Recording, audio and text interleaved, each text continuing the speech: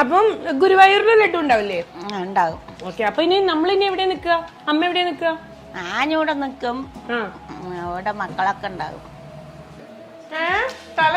അവിടുന്ന് എക്കോ ഒന്നും തല കുത്തി നിന്നാലും ലക്ഷ്മിക്ക് അമ്മ ചെയ്യണ പോലെ ചെയ്യാൻ പറ്റില്ല. ശരിയാ. അമ്മ ഉണ്ടാക്കിയ മിക്സ്ചർ. ഇവിടെ അപ്പൊ ശരിക്കും എന്തൊക്കെയുണ്ട്? ഉഴുന്നുവട ഉണ്ടാക്കും, പരിപ്പ് വട ഉണ്ടാക്കും.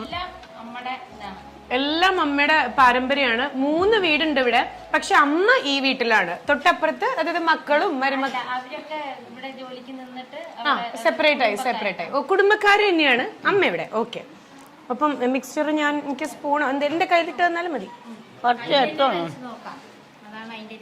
ഓക്കെ, നല്ല ചൂടുണ്ട്. ചൂടുള്ള മിക്സ്ചർ.